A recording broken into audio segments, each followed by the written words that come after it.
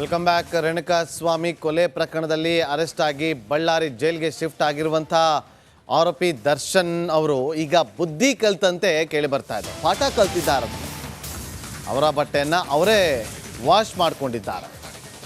ಬಳ್ಳಾರಿ ಜೈಲಿನಲ್ಲಿ ಕೊನೆಗೂ ಬುದ್ಧಿ ಕಲ್ತ್ರ ತಮ್ಮ ಬಟ್ಟೆಯನ್ನು ತಾವೇ ವಾಶ್ ಮಾಡಿಕೊಂಡಿದ್ದಾರಂತೆ. ಅಷ್ಟೇ ಅಲ್ಲದೆ ಪೊರಕೆ ತಗೊಂಡು ಅವರಿರುವಂಥ ಸೆಲ್ ಇದೆಯಲ್ಲ, ಆ ಸೆಲ್ಲನ್ನು ಕೂಡ ಕಸ ಗುಡಿಸಿದ್ದಾರಂತೆ. ಕೊಲೆ ಆರೋಪವನ್ನು ಹೊತ್ತು ಪರಪ್ಪನ ಅಗ್ರಹಾರ ಕೇಂದ್ರ ಕಾರಾಗೃಹದಲ್ಲಿ ರಾಜಾತಿಥ್ಯವನ್ನು ಅನುಭವಿಸಿ ಬಳ್ಳಾರಿಗೆ ಶಿಫ್ಟ್ ಆದಂತಹ ಆರೋಪಿ ದರ್ಶನ್ ಅಲ್ಲಿ ಅವರು ಪಾಠ ಕಲಿತಾ ಇದ್ದಾರಂತೆ. ಜೈಲ್ ಅಂದಮೇಲೆ ಅದೇ ಮನ ಪರಿವರ್ತನೆ ಆಗಬೇಕು ಅಂತಲೇ ಜೈಲಿಗೆ ಕಳಿಸೋದು. ಮತ್ತೊಂದು ಬ್ರೇಕಿಂಗ್ ಅಪ್ಡೇಟ್ ಲಭ್ಯವಾಗ್ತಾ ಇದೆ. ದರ್ಶನ್ ವಿಚಾರವಾಗಿ ಜೈಲಿನಲ್ಲಿ ಸಮಯ ಕಳೆಯೋದೇ ದರ್ಶನ್ಗೆ ಟೆನ್ಷನ್ ಅಂತೆ. 3 ದಿನ ಸಾಲು ರಜೆ, ಟೆನ್ಷನ್, ಟೈಮ್ ಪಾಸ್ ಹೇಗಪ್ಪ ಮಾಡೋದು ಅಂತೇಳಿ ಪುಸ್ತಕವನ್ನು ಕೇಳಿದ್ದಾರೆ. ಬೀಚಿ ಸಾಹಿತ್ಯದ ಪುಸ್ತಕಗಳನ್ನು ಕೇಳಿದ್ದಾರಂತೆ. 3 ದಿನ ಹೇಗೆ ಕಾಲ ಕಳೆಯೋದು?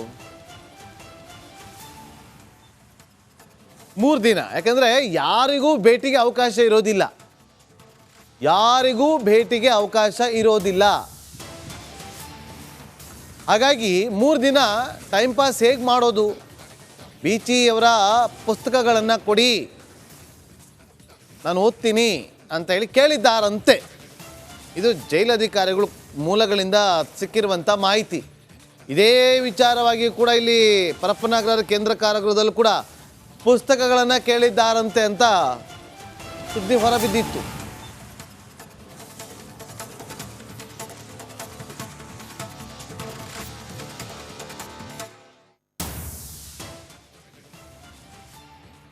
ಮಾಜಿ ಸಂಸದ ಪ್ರಜ್ವಲ್ ರೇವಣ್ಣ ಅವರ ವಿಚಾರವಾಗಿ ಕೇಳಿ ಬಂದಂತಹ ಆರೋಪಗಳು, ಅವರ ವಿರುದ್ಧ ದಾಖಲಾದಂಥ FIRಗಳು, ಅತ್ಯಾಚಾರದ ಆರೋಪ, ಈ ಎಲ್ಲ ಪ್ರಕರಣದ ತನಿಖೆಯನ್ನು ನಡೆಸಿದಂಥ SIT ಈಗ 3ನೇ ಚಾರ್ಜ್ ಶೀಟನ್ನು ಸಲ್ಲಿಕೆ ಮಾಡಿದೆ. ಆ ಚಾರ್ಜ್ ಶೀಟ್ನಲ್ಲಿ ಅಚ್ಚರಿಯ ಅಂಶಗಳನ್ನು ಉಲ್ಲೇಖ ಮಾಡಲಾಗಿದೆ. ಏನಿದೆ ಹಾಗಾದರೆ ಚಾರ್ಜ್ ಶೀಟ್ನಲ್ಲಿ? ಈ ವರದಿ ನೋಡಿ.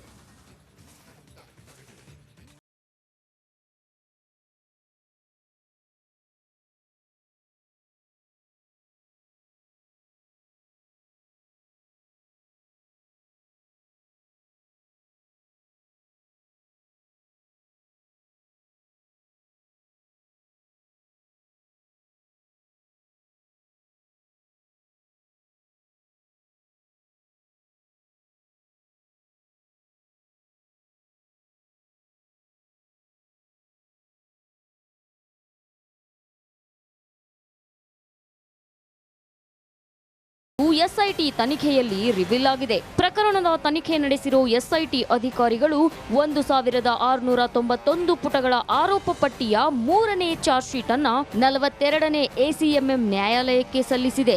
ದೋಷಾರೋಪ ಪಟ್ಟಿಯ ಎಕ್ಸ್ಕ್ಲೂಸಿವ್ ಡೀಟೇಲ್ಸ್ ರಿಪಬ್ಲಿಕ್ ಕನ್ನಡಕ್ಕೆ ಲಭ್ಯವಾಗಿದೆ. ಹಾಗಾದ್ರೆ ಪ್ರಜ್ವಲ್ ರೇವಣ್ಣ ವಿರುದ್ಧ ಸಲ್ಲಿಸಿರೋ 3ನೇ ಚಾರ್ಜ್ ಶೀಟ್ ನಲ್ಲಿ ಏನೆಲ್ಲ ಅಂಶಗಳಿವೆ ಅನ್ನೋದನ್ನ ನೋಡೋದಾದ್ರೆ,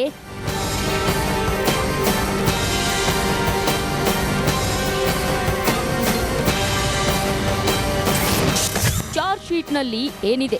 120 ಸಾಕ್ಷ್ಯಗಳುಳ್ಳ 1691 ಪುಟಗಳ ಚಾರ್ಜ್ ಶೀಟ್ ಅನ್ನ ಕೋರ್ಟ್ಗೆ ಸಲ್ಲಿಸಲಾಗಿದೆ. 2020 ಜನವರಿ ಫೆಬ್ರವರಿ ತಿಂಗಳಲ್ಲಿ ಸಂತ್ರಸ್ತೆಯನ್ನ ಪ್ರಜ್ವಲ್ ಭೇಟಿಯಾಗಿದ್ದ. ಕೊಠಡಿಗೆ ಕರೆದುಕೊಂಡು ಹೋಗಿ ಅತ್ಯಾಚಾರ ನಡೆಸಿದ್ದಾರೆ ಅಂತ ಆರೋಪಿಸಲಾಗಿದೆ. ಸಂತ್ರಸ್ತೆಗೆ ಗನ್ ತೋರಿಸಿ ಪ್ರಜ್ವಲ್ ಬೆದರಿಕೆ ಹಾಕಿದ್ದಾರಂತೆ. ನಿನ್ನ ಗಂಡನನ್ನ ಮುಗಿಸಿ ಬಿಡುತ್ತೇನೆ ಅಂತ ಧಮಕಿ ಹಾಕಿದ ಬಗ್ಗೆ ದೋಷಾರೋಪ ಪಟ್ಟಿಯಲ್ಲಿ ಉಲ್ಲೇಖಿಸಲಾಗಿದೆ. ಸಂತ್ರಸ್ತೆಗೆ ಬೆದರಿಕೆ ಹಾಕಿ ಪ್ರಜ್ವಲ್ ಬಲಾತ್ಕಾರದ ವಿಡಿಯೋ ರೆಕಾರ್ಡ್ ಮಾಡಿದ್ರಂತೆ. ಬಟ್ಟೆ ಬಿಚ್ಚುವಾಗ ನಗುತ್ತಿರಬೇಕು ಅಂತ ಸಂತ್ರಸ್ತೆಗೆ ಬೆದರಿಕೆ ಹಾಕಿರೋ ಬಗ್ಗೆ ಚಾರ್ಜ್ ಶೀಟ್ ನಲ್ಲಿ ಉಲ್ಲೇಖಿಸಲಾಗಿದೆ.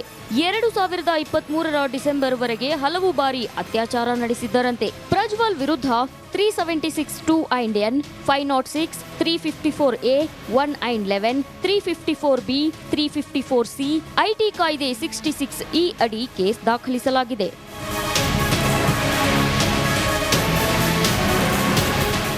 ಸಂತ್ರಸ್ತೆಗೆ ಗನ್ ಪಾಯಿಂಟ್ ಅಲ್ಲಿ ರೇಪ್, ನಗುತ್ತಾ ಕೋಆಪರೇಟ್ ಮಾಡದಿದ್ರೆ ಗಂಡನನ್ನೇ ಮುಗಿಸೋದಾಗಿ ಬೆದರಿಕೆ ಹಾಕಿದ್ದ ಪ್ರಜ್ವಲ್ ಕ್ರೌರ್ಯ ಚಾರ್ಜ್ ಶೀಟ್ನಲ್ಲಿ ಬಟಾ ಬಯಲಾಗಿದೆ. ಇದು ಮಾಜಿ ಸಂಸದನಿಗೆ ಉರುಳಾಗುತ್ತಾ ಅನ್ನೋದನ್ನ ಕಾದು ನೋಡಬೇಕಿದೆ.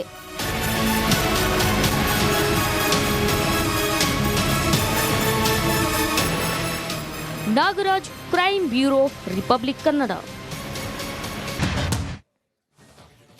ಗಣೇಶ ವಿಸರ್ಜನೆ ಯಾತ್ರೆ ಸಾಗ್ತಾ ಇದ್ದಂಥ ಸಂದರ್ಭದಲ್ಲಿ ಮಂಡ್ಯದ ನಾಗಮಂಗಲದಲ್ಲಿ ಆದಂತಹ ಗಲಭೆಯ ವಿಚಾರಕ್ಕೆ ಸಂಬಂಧಪಟ್ಟಂತೆ ಇವತ್ತು 11 ಗಂಟೆಗೆ ಉಸ್ತುವಾರಿ ಸಚಿವರಾಗಿರುವಂಥ ಚಲುವರಾಯಸ್ವಾಮಿ ಅವರ ನೇತೃತ್ವದಲ್ಲಿ ಒಂದು ಶಾಂತಿ ಸಭೆ ನಡೆಯುತ್ತೆ. ಕೆಲವೇ ಕ್ಷಣಗಳಲ್ಲಿ ಈ ಶಾಂತಿ ಸಭೆ ಆರಂಭ ಆಗಲಿದೆ ಅನ್ನುವ ಮಾಹಿತಿ ಲಭ್ಯವಾಗ್ತಾ ಇದೆ. ಅಂಬೇಡ್ಕರ್ ಭವನದಲ್ಲಿ ಈ ಶಾಂತಿ ಸಭೆ ನಡೀಬೇಕಿತ್ತು. ಆದರೆ ಕೆಲವೇ ಕ್ಷಣಗಳ ಹಿಂದೆ ಅದನ್ನು ಜಾಗ ಚೇಂಜ್ ಮಾಡಿದ್ದಾರೆ, ಬೇರೆ ಕಡೆಗೆ ಶಿಫ್ಟ್ ಮಾಡಿದ್ದಾರೆ. ಕೊನೆಯ ಕ್ಷಣಗಳಲ್ಲಿ ಆ ಒಂದು ಜಾಗವನ್ನು ಶಿಫ್ಟ್ ಮಾಡಿರುವಂಥದ್ದು, ಶಾಂತಿ ಸಭೆ ನಡೆಯುವಂಥ ಸಭೆಯ ಸ್ಥಳವನ್ನು ಬದಲಾವಣೆ ಮಾಡಿರೋದು. ಅಂಬೇಡ್ಕರ್ ಭವನದಲ್ಲಿ ನಡೀಬೇಕಿತ್ತು, ಅದನ್ನು ಖಾಸಗಿ ಕಲ್ಯಾಣ ಮಂಟಪದಲ್ಲಿ ಸಭೆಯನ್ನು ನಡೆಸೋದಕ್ಕೆ ಮುಂದಾಗಿದ್ದಾರೆ. ಇವತ್ತು 11 ಗಂಟೆಗೆ ಎರಡೂ ಸಮುದಾಯದವರ ನಾಯಕರುಗಳನ್ನು ಕರೆಸಿ ಶಾಂತಿ ಸಭೆಯನ್ನು ನಡೆಸೋದಕ್ಕೆ ಪ್ಲಾನಿಂಗನ್ನು ಮಾಡಿಕೊಳ್ಳಲಾಗಿತ್ತು.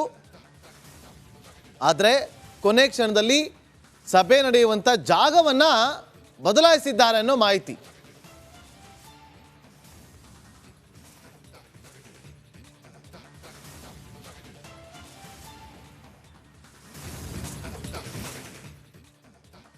ಇನ್ನು ಮತ್ತೊಂದು ಕಡೆ ಈಗ ಒಂದು ವಿಚಾರ ಕೇಳಿ ಬರ್ತಾ ಇರುವಂಥದ್ದು ಏನಂತಂತಂದ್ರೆ, ತಮ್ಮ ಆಪ್ತರ ರಕ್ಷಣೆಗೋಸ್ಕರ ಸಚಿವರು ಏನಾದರೂ ಇಲ್ಲಿ ಪ್ರಭಾವವನ್ನು ಬಳಸಿದ್ರಾ ಅಂತೇಳಿ. ಯಾಕೆಂತಂದ್ರೆ ಇಲ್ಲಿ ಬ್ಲಾಕ್ ಕಾಂಗ್ರೆಸ್ ಅವರ ಲೀಡರ್ ಏನಿದ್ರು ರಾಜೇಶ್ ಅಂತೇಳಿ, ಅವರ ಹೆಸರು FIRನಲ್ಲಿ ಎಲ್ಲೂ ಕೂಡ ಉಲ್ಲೇಖ ಆಗಿಲ್ಲ. ಗಲಾಟೆ ನಡೆಯುವಂಥ ಸಂದರ್ಭದಲ್ಲಿ ವಿಡಿಯೋದಲ್ಲಿ ಇದ್ರೂ ಕೂಡ FIRನಲ್ಲಿ ರಾಜೇಶ್ ಅವರ ಹೆಸರಿಲ್ಲ. ಠಾಣೆ ಮುಂದೆ ಧರಣಿಗೆ ಯುವಕರನ್ನ ಕರೆದುಕೊಂಡು ಹೋಗಿದ್ದಂಥ ರಾಜೇಶ್ ಪೊಲೀಸರೊಂದಿಗೆ ವಾಗ್ವಾದ ನಡೆಸಿದಂಥ ವಿಡಿಯೋ ಕೂಡ ಸಿಕ್ಕಿತ್ತು.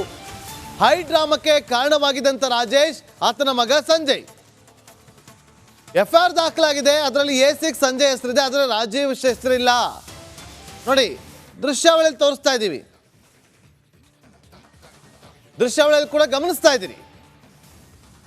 ನಾಗಮಂಗಲದ ಆ ಒಂದು ಮಂಡ್ಯ ಸರ್ಕಲ್ ಏನಿದೆಯಲ್ಲ, ಅಲ್ಲಿ ಯಾತ್ರೆ ಸಾಗ್ತಾ ಇರುತ್ತೆ.